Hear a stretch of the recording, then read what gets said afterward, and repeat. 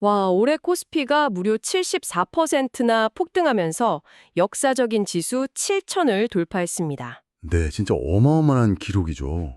게다가 삼성전자가 아시아에서 두 번째로 시가총액 1조 달러 클럽에 가입했다는 소식까지 있었잖아요.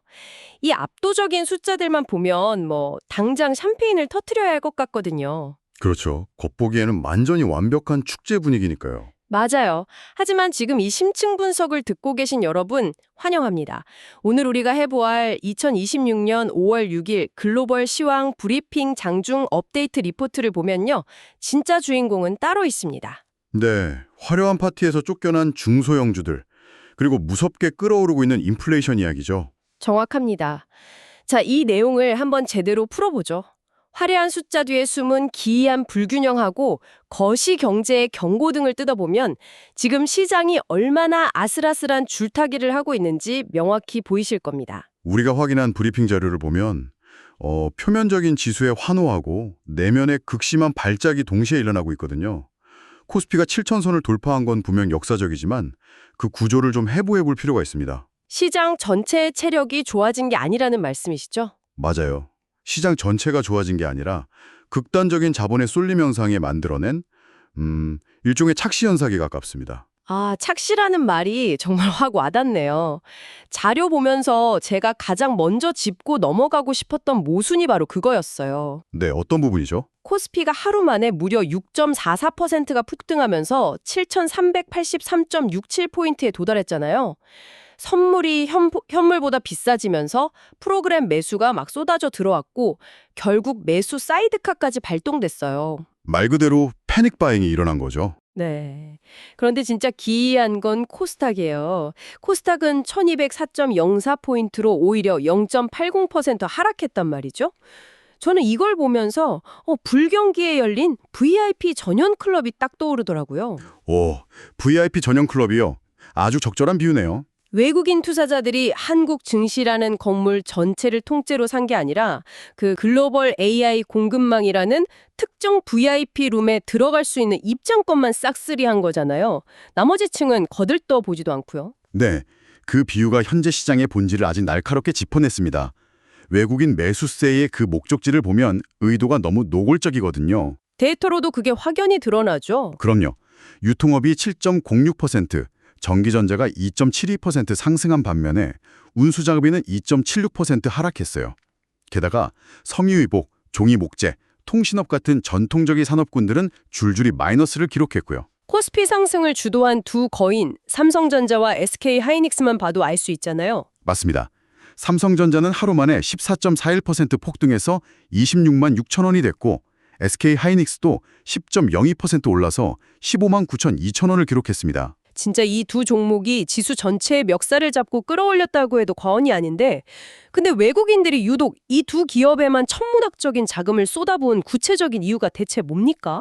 그게 단순히 AI가 유망해서라고 하기엔 코스닥에도 AI 관련 중소형주들이 많잖아요. 그렇죠.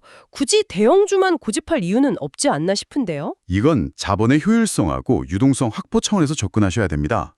거대한 글로벌 자본이 특정 테마, 즉 반도체 슈퍼사이클에 베팅할 때 그들은 펀더멘탈이 검증되지 않은 수십 개의 중소형주에 자산을 분산시키지 않거든요. 아, 확실하고 안전한 곳에 몰아넣는다는 거군요. 을 가진 대장주를 선택하는 거죠. 외국인 입장에서 삼성전자와 SK하이닉스는 단순한 한국 기업이 아니라는 뜻이네요. 맞습니다. 전 세계 AI 인프라 확장에 필수적인 핵심 부품을 독과점하고 있는 글로벌 병목의 지배자들인 겁니다. 코스닥이 하락한 건 중소형주 투자자들이 못 나서가 아니에요. 그럼 유동성 때문인가요? 네, 이 거대한 자본의 블랙홀이 시장 내에 제한된 유동성을 대형주 쪽으로 전부 빨아들였기 때문이죠. 와, 자본이 시장 전체에 온기를 돌게 하는 게 아니라 오히려 내부의 피를 한 곳으로만 몰리게 해서 다른 쪽을 괴사시키고 있다는 거군요. 아주 정확한 표현입니다. 그렇다면 시선을 좀 더 넓혀서 태평양 너머를 한번 보죠. 이 외국인 자금이 한국으로 쏟아져 들어온 배경을 추적하려면 미국 시장을 봐야 하는데 여기서 또 하나의 거대한 모순이 등장합니다. 나스닥 하락 말씀하시는 거죠. 네, 맞아요. 여기서 정말 흥미로워지는 부분은요. 자료를 보면 뉴욕 증시에서 S&P 500하고 다우존스는 올랐는데 정작 기술주 중심의 나스닥은 25,326.13포인트로 0.47% 하락했단 말이죠. 네, 표면적으로는 떨어졌죠. 아니, 미국의 기술주 지수인 나스닥이 차익 실현으로 떨어지고 있는데 왜 한국의 반도체 주식들은 폭등하는 겁니까? 보통은 미국 나스닥이 기침을 하면 한국 기술주들은 독감에 걸리는 게 정석 아닙니까? 과거의 공식대로라면 그렇게 생각하는 게 합리적이죠. 하지만 이걸 더 큰 그림과 연결해보면 이번 지표에서 표면적인 지수 하락하고 내부 테마의 강세가 분리돼서 움직이는 디커플링 현상을 발견할 수 있습니다. 지수와 테마가 따로 놀고 있다. 네. 나스닥 전체 지수는 무거워진 밸류에이션 부담 때문에 하락했지만 브리핑 자료의 세부 데이터를 보시죠. 정보 서비스 섹터는 오히려 0.97% 상승했어요. 아, 세부적으로는 오르는 곳이 있었군요. 무엇보다 나스닥 선물 지수는 0.5% 오르는 모습을 보였거든요.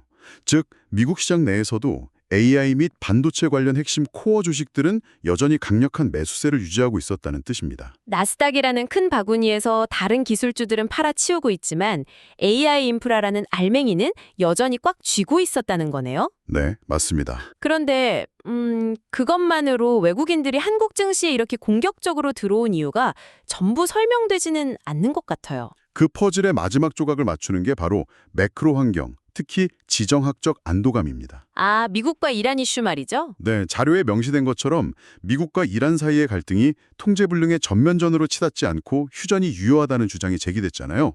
그러면서 시장을 짓누르던 거대한 전쟁 공포가 급격히 희석되었습니다. 거대 자본을 굴리는 기관 투자자들 입장에서는 리스크 프리미엄이 낮아진 거네요. 정확합니다. 리스크가 줄어들면 자본은 즉각적으로 밸류에이션 매력이 높은 신흥국으로 눈을 돌리거든요. AI라는 확실한 성장 모멘텀이 있으면서도 그동안 지정학적 디스카운트 때문에 미국 빅테크 대비 저평가되어 있던 한국의 반도체 투톱이 완벽한 타겟이 된 거죠. 요약하자면 전 세계적으로 AI 엔진은 뜨겁게 돌아가고 있는데 전쟁 리스크라는 브레이크가 풀려버리니까 상대적으로 티켓값이 저렴했던 한국이라는 VIP석으로 자금이 막 쏟아져 들어왔다는 거네요. 네, 아주 완벽한 요약입니다. 여기까지는 아주 명쾌합니다. 주식시장의 파티가 어떻게 열렸는지 이해가 가요. 하지만 이제 우리의 시선을 주식시장 이면에 있는 거시경제 지표로 돌려보죠. 채권, 환율, 원자재가 얽혀있는 FICC 시장 말이에요. 네, 거기가 진짜 문제죠. 저는 이 부분을 읽으면서 정말 머리가 복잡해졌습니다. 숫자들이 서로 완전히 다른 이야기를 하거든요. FICC 시장은 지금 교과서적인 경제 논리로는 도저히 설명할 수 없는 극심한 모순과 충돌을 겪고 있거든요. 제가 자료에 나온 데이터들을 좀 엮어서 질문을 던져볼게요. WTI 원유가 결국 100달러를 돌파해서 100.67달러를 기록했습니다. 금값도 18달러나 오르면서 안전자산 수요가 뚜렷하고요. 네, 인플레이션 공포가 맞죠. 그렇죠. 그런데 동시에 가장 대표적인 위험 자산인 비트코인이 10만 3천 달러를 넘어섰어요. 게다가 원달러 환율은 1,476.24원으로 무려 5.30원이나 내렸습니다. 달러가 약해지고 원화가 강해진 거죠. 네, 그런데 정작 미국의 10년물 국채금리는 FOMC의 매파적 기조 때문에 5bp나 뛰었단 말이죠. 잠깐만요. 그래서 이 모든 게 대체 무슨 의미일까요?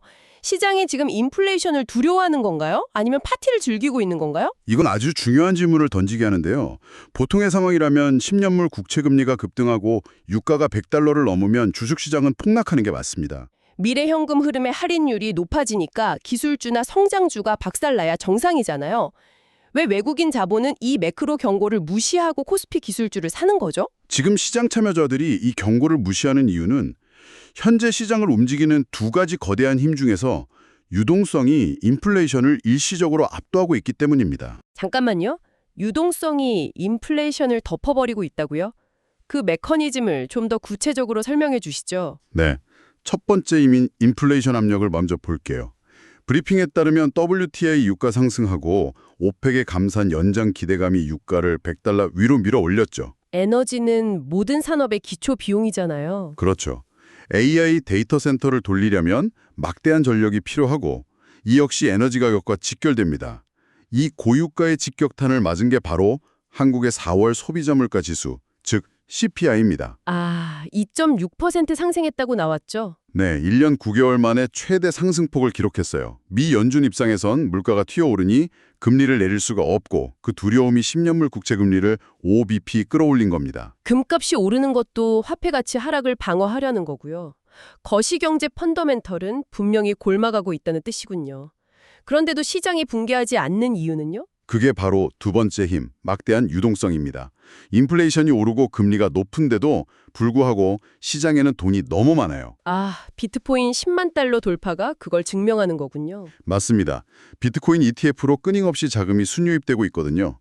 환율 시장을 보면 더 흥미로워요. 유럽중앙은행이 금리 경로를 재평가하면서 유로화가 강세를 보였고 반작용으로 달러 인덱스가 하락하며 달러 약세가 나타났죠. 달러가 약해지면 신흥국에 투자할 매력이 커지잖아요. 그렇죠.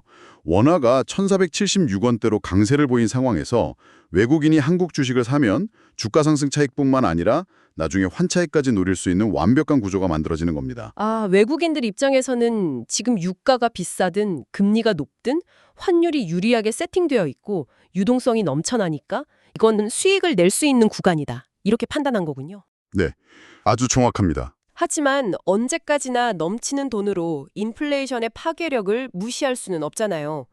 지금 듣고 계신 여러분이라면 당장 내 계좌에 이 WTI 100달러라는 숫자가 어떤 후폭풍을 몰고 올지 알아야 할 것 같은데요. 이 지점이 오늘 우리가 다루는 핵심 중의 핵심입니다. 주식시장은 지금 당장의 AI 테마와 유동성에 취해 있지만 유가 100달러와 소비자 물가 2.6% 상승은 시차를 두고 기업의 실적을 갉아먹는 후행적 독약으로 작용하거든요. 제조 비용이 급증하고 소비자의 지갑은 다치게 되니까요. 맞습니다. 당장 3분기, 4분기 어닝 시즌이 오면 화려한 매출액 뒤에 숨겨진 영업이익률의 훼손이 적나라하게 드러날 겁니다. FICC 시장은 이미 그 균열을 경고하고 있는데 주식시장만 귀를 막고 파티를 즐기는 형국이죠. 와, 1등석만 우주로 날아가고 있는 코스피 시장 아래 물가와 금리라는 엄청난 시한폭탄이 째깍거리고 있다는 거네요. 듣고 나니 진짜 등골이 서늘해집니다. 네, 주의가 필요한 시점이죠. 그렇다면 이렇게 모순이 극에 달한 상황에서 투자자이신 바로 여러분은 당장 다가오는 일정표를 어떻게 해석하고 대비해야 할까요? 브리핑 자료 마지막에 있는 캘린더 데이터로 시선을 이동해보죠. 시장이 언제 발작을 일으킬지 그 임계점을 한번 찾아볼까요? 네, 당장 시장의 방향성을 폭력적으로 바꿀 수 있는 지표들이 연달아 발표됩니다. 오늘 5월 6일 발표되는 미국의 4월 ADP 비농업 부문 고용 변화를 시작으로 5월 8일에는 미국의 4월 실업률과 평균 시간당 임금 지표가 대기하고 있습니다. 실업률 예측치가 4.3%로 이전과 동일하게 나왔죠. 네, 맞습니다. 만약 이 예측치를 하회해서 고용이 더 강력하게 나오거나 임금이 가파르게 올랐다고 발표되면 시장은 어떻게 될까요? 만약 고용시장이 식지 않았다는 결과가 나오면 앞서 말씀드린 10년물 국채금리 상승세에 기름을 붓게 됩니다. 연준은 올해 안에 절대 금리를 내리지 않을 거라는 확신이 채권 시장을 지배하게 되죠. 그럼 지금까지 고금리 환경을 무시하고 올라갔던 AI 관련 성장주들이 가장 먼저 직격탄을 맞겠네요. 네, 할인율이 급등하면서 밸류에이션이 한순간에 붕괴하는 메커니즘이 작동할 겁니다. 그럼 반대로 만약 실업률이 4.3%를 훌쩍 넘어서 고용이 꺾이고 있다는 신호가 나오면 파티는 계속되는 건가요? 거기가 바로 연준의 진정한 딜레마 구간입니다. 고용이 무너졌는데 다음 주 5월 12일에 발표되는 미국 소비자 물가지수, 즉 CPI가 높게 튀어오르는 시나리오를 가정해 보시죠. 유가 100달러 돌파 충격이 반영된다면요. 네, 현재 시장은 이전 수치인 3.3% 주변에서 눈치를 보고 있지만 3.5%나 3.6%를 훌쩍 넘길 수도 있거든요. 고용은 무너져서 경기는 침체하는데 유가 때문에 물가는 오르는 상황. 즉, 최악의 시나리오인 스태그플레이션 공포가 덮치는 거군요. 맞습니다. 금리를 내릴 수도 올릴 수도 없는 함정에 빠지면서 신흥국 증시에 들어왔던 외국인 자금이 썰물처럼 빠져나갈 수 있습니다. 와, 고용이 좋아도 금리나 기대가 사라져서 문제고 고용이 나빠도 물가 통제가 안 돼서 스태그플레이션으로 가니까 문제네요. 완전 진퇴양난입니다. 그러니까요. 그래서 리포트 결론부에 있는 핵심 관전 포인트에서 굉장히 절묘한 줄타기 전략을 제시한 거군요. 반도체나 AI 주식에 대한 단기 매수 타이밍을 노리되 동시에 원화 편입 자산을 늘리는 방어 전략이 유효하다고요. 이 해지 전략의 메커니즘이 뭔가요? 아주 영리한 듀얼 모멘텀 전략입니다. AI 트렌드의 강력한 상승 동력은 단기적으로 계속 취하돼 매크로 폭탄이 터질 것을 대비해 방어막을 치는 거죠. 환율을 이용하는 건가요? 네, 만약 인플레이션 우려로 시장이 조정을 받더라도 유럽의 금리 인하 기조 등으로 달러 약세 추세가 이어진다면 원화 자산의 가치는 상대적으로 보존되거나 올라가거든요. 주식시장의 성장을 따라가면서도 환율이라는 거시적 완충 장치로 리스크를 상쇄하라라는 뜻입니다. 아, 일상적인 정보 과잉 속에서 무심코 지나쳤던 숫자들, 100달러, 실업률 4.3% 같은 것들이 내 포트폴리오의 생사를 가를 수 있는 거대한 톱니바퀴였다는 게 확 피부에 와닿습니다. 네, 정말 중요한 지표들이죠. 자, 이제 청취자 여러분을 위해 오늘 다룬 출처 자료의 핵심을 짧게 되짚어 보겠습니다. 한국 증시의 압도적인 7천선 돌파와 반도체 주도 장세, 그리고 글로벌 지정학적 안도감, 하지만 이면에 도사리고 있는 고유가와 물가 상승의 압력이라는 양면성이 명확히 드러났죠? 그렇습니다. 시장을 바라볼 때 지수라는 껍데기에 속지 않고 자본의 이동 경로와 매크로 지표의 기저를 다층적으로 뜯어보는 비판적 시각이 그 어느 때보다 필요한 시점입니다. 맞습니다. 그래서 마지막으로 지금 이 분석을 듣고 계신 여러분에게 오늘 자료의 논의를 한 단계 뛰어넘는 생각할 거리를 하나 던져드리고 싶습니다. 어떤 질문이죠? 오늘 우리는 코스피 7천 시대와 삼성전자 시총 1조 달러라는 역사적 순간을 다뤘잖아요. 하지만 곰곰이 생각해 보시길 바랍니다. 만약 단 하나의 섹터, 즉 AI와 반도체라는 트렌드가 꺾이는 순간이 온다면 이 거대한 로켓의 엔진이 꺼졌을 때 한국 증시는 과연 스스로 궤도를 유지할 수 있는 펀더멘털을 갖추고 있을까요? 아, 정말 핵심을 찌르는 질문이네요. 네. 숫자의 화려함 뒤에 가려진 우리 시장의 체력에 대해 한번 고민해 보시길 바랍니다. 이 묵직한 질문과 함께 오늘의 심층 분석은 여기서 마무리하겠습니다. 다음번 분석에서 더 날카로운 통찰력으로 돌아오겠습니다. 함께해 주셔서 감사합니다. 네, 감사합니다.